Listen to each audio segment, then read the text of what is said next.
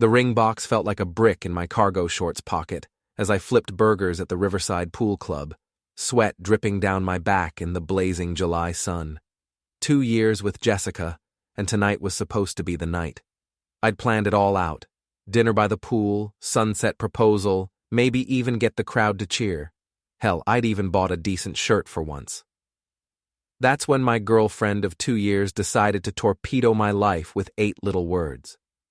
"You should have seen my ex's body. That was a man." The entire pool deck went silent. Conversations died mid-sentence. Kids stopped splashing. Even the lifeguard looked up from his phone.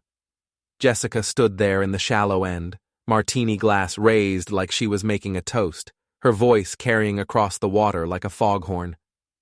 I stood frozen at the grill, spatula in hand, watching 30 pairs of eyes ping-pong between Jessica and me. The ring box suddenly weighed about 50 pounds. "Jess, what the hell?" I called out, trying to keep my voice steady. She giggled, actually giggled, and swam over to where Chad Morrison was lounging on a pool float. Chad, her ex-boyfriend from high school. Chad, the self-proclaimed fitness influencer with his spray tan and protein shake obsession. Chad, who'd shown up to our pool party uninvited and somehow ended up staying. "I'm just saying," Jessica continued, running her manicured fingers along Chad's bicep. "Some men actually take care of themselves." The burger I was flipping caught fire. Perfect metaphor for my evening. My 15-year-old daughter, Ava, looked up from her phone long enough to roll her eyes. "Dad, you're burning dinner," she said, with that special teenage disdain reserved for embarrassing parents. "Thanks for the update, sweetheart," I muttered, scraping charcoal off what used to be a hamburger. I watched Jessica and Chad whisper and laugh in the pool, their bodies pressed together under the water. Her hands wandered places that made my stomach turn. The other pool members pretended not to stare, but I could feel their pity radiating like heat off the concrete. Mrs. Kravitz, our neighbor and the unofficial town gossip, leaned over from her lounge chair. "Dave, honey, maybe I should what, Mrs. K? Join a gym, get a spray tan, start posting shirtless selfies on Instagram?" She blinked rapidly. I was going to say, maybe you should get yourself a drink. That night, after everyone had gone home and Jessica had fallen asleep on the couch, I found her phone charging in the kitchen. The screen lit up with a text from Chad. "Can't wait for tomorrow.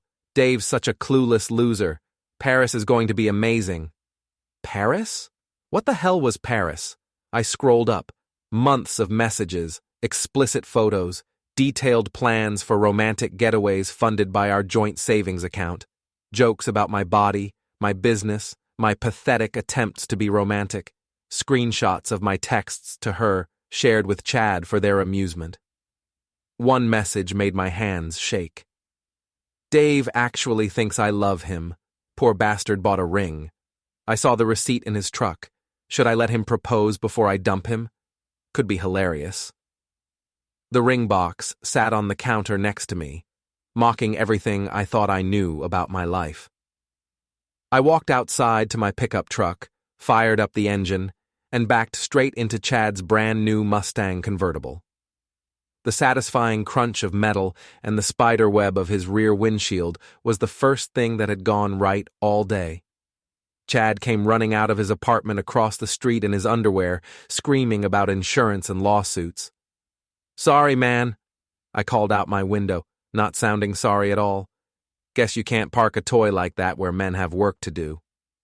As I drove away, I caught Jessica in my rearview mirror, standing in our doorway with her phone already out, probably texting Chad sweet consolations. She wanted a villain? Fine, she'd get one. 3 weeks later, the gossip had spread through our mid-sized town like wildfire in August. Dave's used cars, my lot on the edge of downtown, saw business drop by half. Apparently, nobody wants to buy a vehicle from the guy whose girlfriend left him for her high school ex. "Heard Jessica's with that fitness guy now," said Tom Bradley, a regular customer who'd bought 4 cars from me over the years. "Real shame, Dave. You seemed like a solid couple." "Yeah, real solid," I replied, wiping down the hood of a 2018 Honda Civic, like a house of cards in a hurricane. The worst part wasn't the lost business or the pitying looks. It was watching Jessica parade around town with Chad like they were some kind of power couple.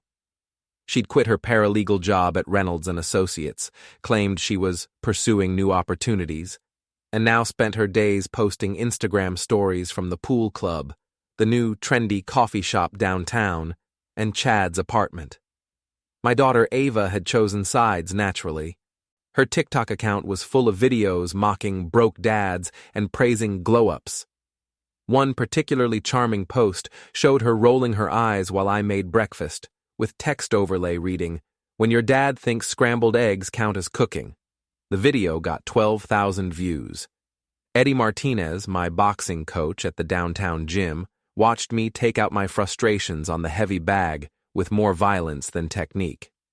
"You're gonna break your hands punching like that," he said, holding the bag steady. "Channel that anger, don't just swing wild. Easy for you to say, your wife didn't cheat on you with a guy who sells protein powder on Instagram." Eddie laughed, a sound like gravel in a cement mixer. "My wife tried to run off with a salsa instructor when we were 30. You know what I did? Beat the guy up? Nah, I learned to salsa. Better than him too. Made her realize what she was giving up." "So you're saying I should become a fitness influencer?" "I'm saying don't get mad. Make them pay, but be smart about it. Start with their pride." That gave me an idea. The next Saturday, the pool club was hosting their monthly barbecue. Jessica and Chad would be there, of course, holding court with their new social circle. I wasn't technically banned. I'd been a member for 3 years, so I showed up with a cooler full of beer and my best fake smile. Jessica spotted me immediately. She was wearing a new bikini, one I definitely hadn't bought her, and hanging all over Chad like a teenager. "Dave," she said with false sweetness, "what are you doing here?" "Just thought I'd enjoy the facilities I'm still paying for," I replied, cracking open a beer. "Hope you don't mind." Chad puffed out his chest. "Actually, man, this is kind of awkward. Maybe I should what? Leave my own pool club because you two can't keep your hands off each other?" A small crowd had gathered, sensing drama. Mrs. Kravitz appeared with her phone already recording. "Jessica," I said loudly enough for everyone to hear, "remember last week when you told me Chad was all show and no go? You should probably share that wisdom with your new friends here." Jessica's face went white, then red. "I never said that." "Really? Because I distinctly remember you complaining about his performance issues. Something about 2 minutes and a lot of apologizing." Chad stepped forward, his spray-tanned face flushing. "You're lying." "Am I? Jessica, want to tell Chad what you said about his supplement routine? The illegal stuff he orders from that sketchy website?" the crowd murmured. Chad's fitness brand was built on being all natural. If word got out that he was using banned substances. "You're pathetic," Jessica hissed. "This is why I left you." "No," I said, finishing my beer and standing up. "You left me because you're a coward who couldn't handle an honest conversation. But hey, at least now everyone knows what they're dealing with." I walked away as Chad and Jessica started arguing in harsh whispers, their perfect couple facade cracking like cheap paint. Mrs. Kravitz followed me to the parking lot. "Dave, that was brutal." "Mrs. K, I'm just getting started." By August, my plan was in full swing. I'd moved our joint savings into an account Jessica couldn't access, perfectly legal since my name was on everything. I canceled the credit cards she'd been using to fund her new lifestyle, changed the locks on our house, and had a lawyer draw up eviction papers. The best part? Jessica's boss, Mr. Reynolds, called me personally. "Dave, I need to ask you something delicate. Jessica's been missing a lot of work lately. Her productivity has dropped significantly, and frankly, her attitude has become problematic. Do you know if she's dealing with any personal issues?" I could have taken the high road, could have protected her reputation, shown some class. Instead, I said, Mr. Reynolds, I think Jessica's been spending her sick days at the Riverside Motel with her boyfriend. Room 237, if you want to verify. 3 days later, Jessica was suspended pending a disciplinary review. But the real revelation came when I overheard a conversation at Murphy's Tavern, the dive bar where I'd been drowning my sorrows most nights. Leah Patterson, Jessica's best friend and supposed shoulder to cry on, was talking to her art studio partner about the whole situation. "It's working perfectly," Leah said, her voice carrying over the dim bar noise. "Jessica's completely isolated now. No job, no money, no friends except Chad, and he's getting tired of supporting her." "Remind me why you hate Dave so much?" her friend asked. "He fired me from his car lot 2 years ago. Said I was unreliable. Cost me everything, my apartment, my credit, my reputation. I've been planning this ever since." I nearly choked on my whiskey. Leah had orchestrated the entire affair. She'd pushed Jessica toward Chad, fed her dissatisfaction with our relationship, and played puppet master while I thought I was the victim of simple infidelity. Jessica wasn't just a cheater, she was a pawn. That changed everything. I started recording our conversations, documenting Leah's manipulation. I found her burner phone in her art studio. She'd been texting both Jessica and Chad, playing them against each other and against me. The messages were damning. To Jessica, "Dave's never going to change. You deserve better." To Chad, "Jessica's getting clingy. Maybe it's time to move on." To both, "Dave's planning something. You need to be careful." The woman was a master manipulator, and I'd walked right into her trap. But two could play that game. I rented a cabin by the lake, about 20 miles outside town. Told Jessica I wanted to have a family meeting to discuss our future, maybe find some closure. Invited Chad too, since he was part of the situation now. Even suggested Leah come along for moral support. Jessica was suspicious, but Chad talked her into it. Probably figured he could intimidate me into backing down permanently. They had no idea what was waiting for them. The lakeside cabin was perfect for what I had planned. Isolated, private, and equipped with a sound system I'd rigged to play audio recordings through hidden speakers. I'd also installed a projector that could display photos and videos on the white wall of the main room. Jessica, Chad, and Leah arrived together on a Saturday afternoon. Ava came separately, still playing the role of the disappointed daughter, but secretly curious about what her old man was planning. "This is nice," Jessica said, looking around the rustic cabin. "Very... you. Thanks. I thought we could all use some time away from the gossip mill to hash things out like adults." Chad was already making himself at home, grabbing a beer from the cooler and sprawling on the couch like he owned the place. "So what's this about, Dave? You ready to accept reality and move on?" "Oh, I'm definitely ready to accept reality," I said, pulling out my phone. "The question is, are you?"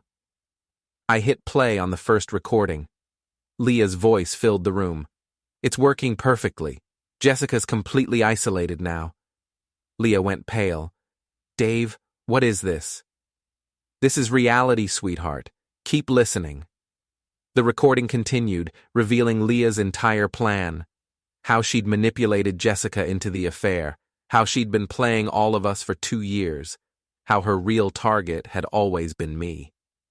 Jessica turned to stare at her best friend. "Leah, what is she talking about?" "It's not what it sounds like," Leah stammered. I hit play on another recording. Leah's voice again. "Jessica's so stupid. She actually thinks Chad loves her. And Chad's even dumber. He thinks this is all his idea. They're both just tools to destroy Dave." Chad stood up, his face flushed with anger. "You manipulative witch. You told me Jessica was unhappy, that she wanted to leave Dave anyway." "She did want to leave him," Leah protested. "Because you spent 2 years poisoning her against me," I said. Then I turned on the projector. The wall lit up with screenshots of text messages, photos of Leah meeting with Chad before the affair started, bank records showing payments from Leah to Chad for personal training sessions that never happened. "You paid him," Jessica whispered. You paid him to seduce me. Chad's mouth fell open. What? No, that money was for what? I asked. Protein powder, your car payment, your rent. The room erupted. Jessica lunged at Leah, screaming about betrayal and lies. Chad tried to grab his keys and leave, but I'd let the air out of his tires while they were inside. Nobody's leaving until we finish this conversation, I said. Chad puffed up like an angry rooster. You can't keep us here, you psycho. I'm not keeping you anywhere. But your car isn't going anywhere either. We can call a tow truck, or we can settle this like adults. He swung at me. Big mistake. 2 years of boxing training and a lifetime of manual labor versus Chad's gym muscles and Instagram confidence? No contest. I ducked his wild haymaker and took him down with a simple leg sweep. We wrestled in the mud outside the cabin, and I left him face down in the lake shallows, his designer shorts torn and his spray tan washing off in brown streaks. Still think I'm not a real man? I asked, standing over him. By the time the police arrived, Mrs. Kravitz had somehow tracked us down and called in a noise complaint. Chad was sitting in the mud crying. Jessica and Leah weren't speaking to each other, and Ava was recording everything for her social media. Evening, officers, I said calmly. Just having a family discussion. The cops looked around at the chaos. The mud-covered fitness influencer, the 2 women who'd been screaming at each other, the teenager with her phone out. Any laws broken here? The older officer asked. Not by me, I said. Though you might want to check if there are any statutes about conspiracy to commit fraud. I've got some interesting recordings. They didn't arrest anyone, but they did supervise while Chad called a tow truck and Leah gathered her things. Jessica rode back to town with the police, claiming she needed protection from my violent behavior. As the taillights disappeared down the dirt road, I cracked open a beer and sat on the cabin porch, watching the sun set over the lake. For the first time in months, I felt like myself again. But I wasn't done yet. The Riverside Pool Club's annual gala was Jessica's idea of high society, a chance for our small town's social climbers to pretend they were living in the big city. She'd been planning it for months before our breakup, and even after everything that had happened, she was still determined to attend with Chad. I wasn't officially invited anymore, but I had connections. The catering company owed me a favor. I'd sold the owner a reliable delivery van at cost last year. Getting onto the setup crew was easy. The theme was Midsummer Night's Dream, which meant string lights, flowing fabric, and a lot of pretentious people in expensive clothes. Jessica had bought a new dress for the occasion, probably with money she'd borrowed from someone since her credit cards were maxed out, and her bank account was frozen. She looked beautiful, I had to admit. Even knowing what I knew about her, even after everything she'd done, she could still take my breath away. That made what I was about to do hurt a little more, but it also made it necessary. Chad was wearing a rented tuxedo that didn't quite fit, his confidence clearly shaken by recent events. Leah was there too, lurking at the edges of the crowd and trying to avoid both Jessica and me. The evening's program included dinner, dancing, and a series of speeches from club members and local dignitaries. I waited until the speeches began, then made my move. Ladies and gentlemen, I said, stepping up to the microphone during a transition between speakers. I'd like to propose a toast, the crowd murmured, confused. Jessica's face went white. To my ex-girlfriend Jessica and her new boyfriend Chad, I continued, raising a glass of champagne I'd borrowed from a passing waiter, and to the power of true love to overcome any obstacle, including honesty, loyalty, and basic human decency. Dave, get down from there, someone called out. Oh, I'm just getting started, I said. See, I recently discovered some fascinating things about relationships. For instance, did you know that some people are willing to pay others to seduce their friends? Leah Patterson, would you like to explain that concept to our audience? I clicked a remote, and the projection screen behind me lit up with bank records showing Leah's payments to Chad. Or maybe Chad would like to discuss his supplement routine. The illegal performance enhancers he orders from underground labs? Another click. Screenshots of Chad's orders for banned substances, complete with his credit card information. "And Jessica," I said, turning to face her directly. "Maybe you'd like to share your thoughts on small-town life? Your plans to take half my business and move to Paris with Chad?" The final slide showed her text messages, the ones where she mocked me, our relationship, and most of the people in this room. The crowd was dead silent. You could hear the pool filter humming. "But here's the thing about truth," I continued. "It's like water. It always finds a way to the surface." I walked down from the stage, grabbed a pitcher of ice water from the nearest table, and dumped it over Chad's head. His phone, which he'd been frantically trying to use to call someone, sparked and died. Then I pulled out the engagement ring I'd bought months ago, the one that was supposed to start our new life together, and tossed it into the pool. "There's your Paris fund," I said. Jessica started crying. Chad was dripping and furious. Leah had disappeared entirely. Mr. Reynolds, Jessica's former boss, approached me as the crowd began to disperse. "Dave," he said quietly, "that was brutal. But after what she did to you, and to my law firm's reputation, well, let's just say she won't be getting a reference letter." Mrs. Kravitz appeared at my elbow. "Dave, honey, that was the most exciting thing to happen in this town since the Walmart caught fire." I looked around at the chaos. Jessica's social circle abandoning her, Chad trying to start his waterlogged phone, the pool club manager frantically trying to restore order. "They called me the villain," I said, finishing my champagne. "I wore it better than they wore their masks." As I walked toward the exit, I could hear Jessica behind me, trying to explain herself to anyone who would listen. But the damage was done. In a town this size, reputation was everything, and hers was finished. Chad's fitness influencer career was over. The screenshots of his illegal supplement orders were already spreading on social media. Leah's art studio would be closing within a month. Nobody wanted to do business with someone who manipulated people for sport. And me? I had my business, my dignity, and the satisfaction of knowing that sometimes the underdog wins. I climbed into my pickup truck and drove home through the quiet streets of our small town, past the pool club where my old life had ended and my new one had begun. The radio was playing an old country song about revenge and redemption. I turned it up and rolled down the windows, letting the summer night air wash over me. Tomorrow, I'd start rebuilding.